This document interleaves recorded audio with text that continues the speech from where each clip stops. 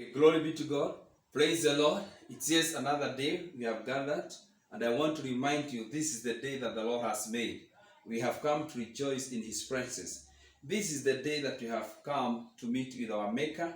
But I want to remind you, when we meet for the glory of the Lord, we all come. According to the book of Hebrews, chapter 12, from verse 22, the Bible says, "But you have come unto Mount Zion, and to the city of the living God, into the heavenly Jerusalem, and to the innumerable company of angels, to the general assembly of the church of the general assembly, the church of the firstborn, which are written in heaven, and to God the judge of all, and to the spirits of just men made perfect."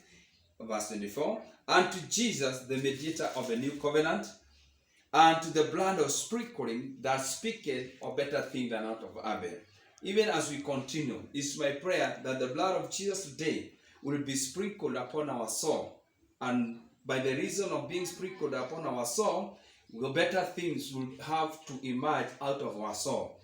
The way we speak, the way we imagine, the way we reason, we must start speaking of better things. Because the blood of Jesus, which is of Jesus, that it redeemed us from all sins and from all kindreds and mankind, it make us a new creature in the Lord. And because of this, we must understand, when we sprinkle the blood of Jesus to our souls, things will have to change. May the Lord bless your soul. It's my prayer as we continue. The grace of the Lord will be upon your soul. The favor of the Lord will be upon your soul, and we'll continue to enjoy His presence. We are still continuing with the series whereby we are discovering the presence of the Lord. We also want to remember in the book of Psalms 91, the Bible clearly records. Let's go to the book of Psalms 91, where the Bible records, "He that dwelleth in the sacred place of the Most High shall abide under the shadow of the Almighty." It's good to remember the only thing that we are supposed to do is to remain and to dwell. Chapter 91, verse 1. "He that dwelleth in the sacred place of the Most High shall abide under the shadow of the Almighty." The sacred place of the Most High, that is the spiritual realm.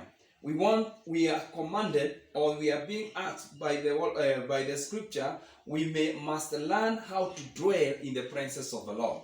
Because in the presence of God, where we dwell, that makes us to enjoy under the shadow of the Almighty. So we desire, let our heart be full of that desire of dwelling in the presence of God. We can also see in the book of Isaiah, let's go join the book of Isaiah, chapter 40, and let me say, the book of Isaiah 40, 29. The Bible clearly records 40:29. This is what the Bible says: "He giveth power to the faint, and to them who have no might He increases strength. He giveth power to the faint, and to him who have no might He increases strength." Where can we get that power? Where can that strength that we need, when can it be increased? Where is that place that we can go so that we may receive that power? Let's continue verse 30. "Even the youth shall faint and be weary, and the young men shall utterly fail. But they that waited upon the Lord shall renew their strength. They shall mount up with wings as eagle. They shall run and not be weary. They shall walk and not faint." The Bible clearly calls, "But they that waited upon the Lord." We should learn to wait upon the Lord. When we come and start talking to our Father, when we pray to our Father, when we come to the fellowship with Him, we must learn to wait. "He that waited upon the Lord." We must learn to wait upon the Lord. When we wait upon the Lord, that is the higher time our strength is being renewed. "Them that waited upon the Lord shall renew their strength." We can only receive a new strength in the presence of the Lord. It is when we wait upon the Lord in His presence, that is when our strength is being renewed. "They shall mount up with the wings as eagle. They shall run and not be weary." So once we allow ourselves to wait upon the Lord, He renew our strength, and by the reason of that, we receive a new strength. We receive the wings of eagles will flow under his wings. So it's better we learn and we realize the importance of the presence of God.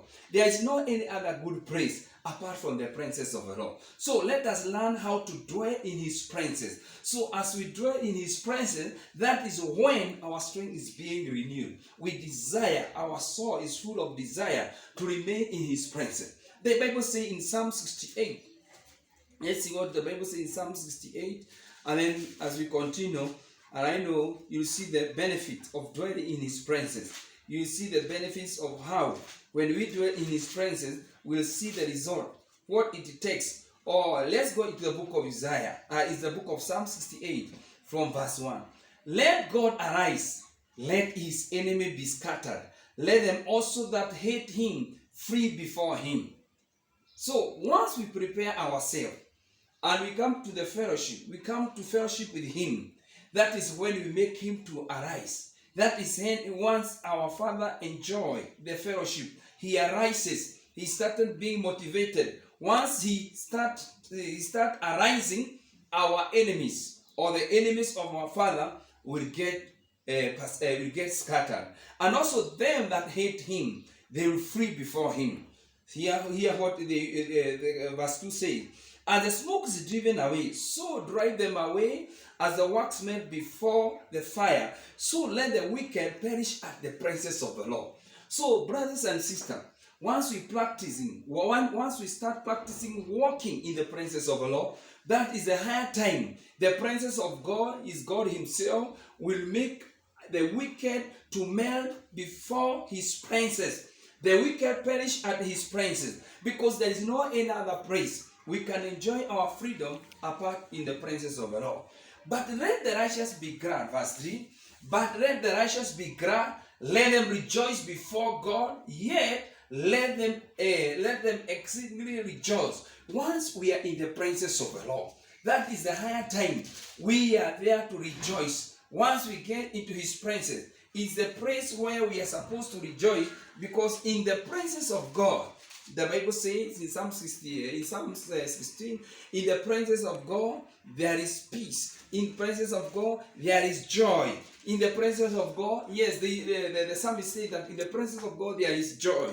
And also, it is not only joy, because the presence of God is when we dwell in his spirit. So the Spirit of God has the fruit, and the fruit of the Spirit, part of it is the joy. We have the peace, the love, and the patience, meekness, faithfulness, and above all, self-control. So in the presence of God, that is when we get the attention. That is when we get the way we are supposed to live as the men and women of the Spirit. So let us learn how to dwell in his presence, because there is no any other place that is full of the power of God apart from his presence. Also in the book of Psalm 97 from verse 1, let us hear what the psalmist says. The Lord reigneth, let the earth rejoice, let the mountain and isles be glad. When he reigned, when is that time that our Lord reigned? He reigned when we move and we start dwelling in his presence, not visiting. The Lord requires us to dwell in his presence. Verse 2 says, cloud and darkness are round about him, righteousness and judgment are the habitation of his throne. As fire goes before him, a fire goes before him, and burneth up his enemies round about. His lightning enlighten the world. The earth soar and tremble. The hills melt like wax at the presence of the Lord. At the presence of the Lord, the hill melt and wax at the presence of the Lord of the whole earth. May the name of the Lord be praised. Glory be to God. It is only in the presence of God every mountain melts. Also, you remember very well how the book of Zechariah, what the Bible says. He was asking, who are you, great mountain, before Beelzebub? Thou shalt be flattered by the shouting of grace, grace. It is only when we are in the presence of God, every mountain melts at his presence. So let us learn how to tap into his presence. As we continue tapping in his presence, we are able to move. As we move, we represent God in our areas of life. And as a result of that, every mountain melts at his presence. So in the presence of God, there is peace. In the presence of God, there is joy. Let us learn to dwell in his presence. Let us learn to dwell in his presence. So in the presence of God, it is only the place that we are supposed to dwell in. Also in the book of Psalms 23, the last verse of Psalms 23, verse 6. Surely goodness and mercy shall follow me all the days of my life, and I shall dwell in the house of the Lord forever. The house of the Lord, it is where the Lord dwells.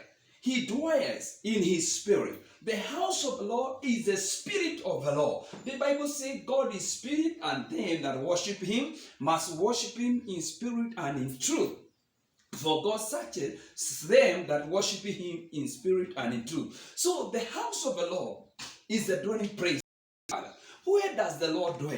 He dwells in his spirit. We should learn how to tap in his spirit. We should learn how to tap in his spirit, because in his spirit is the dwelling habitation of our Father. So this is why the psalmist says, surely goodness and mercy shall follow me all the days of my life, and I shall dwell in the house of the Lord. The more we dwell in the house of the Lord, the more we dwell in the spiritual realm, the more we walk in the spirit, the more we live in the spirit. Surely goodness of our Father, the fruit of the spirit. Goodness is part of the fruit. The goodness, mercy, may be kindful. The mercies of God, which is part of the spirit, shall abide with us. We should continue to learn how to walk in his spirit. As we can see in the the book of 2 Corinthians chapter 13, and the last verse, we can see what the Bible says. This is Paul who was saying, the 2 Corinthians chapter 13, from verses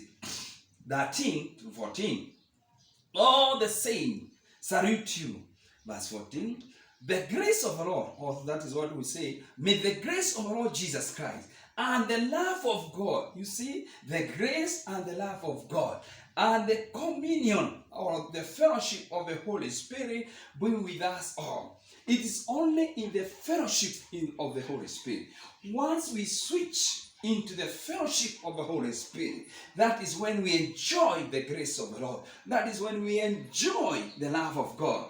That is why Paul was telling them, may the grace of the Lord Jesus Christ and the love of God and the fellowship or the communion of the Holy Spirit be with you all. We desire the fellowship.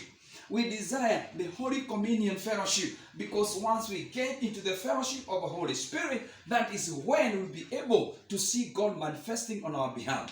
This is also Paul. I remember once Paul was saying in the same book of Corinthians, when I came unto you, I did not come to you with the enticing words of man's wisdom, but in the demonstration of the Spirit and power, that your faith may build in the power of God. Once we demonstrate the Spirit, once we walk by the Spirit of God, even the Bible clearly records, as many are led by the Spirit of God, they are the sons. As many are led by the Spirit. The more we walk in the Spirit, the more we live in the Spirit, the more we are led in the Spirit, the more we remain to be the sons of our Father in the kingdom.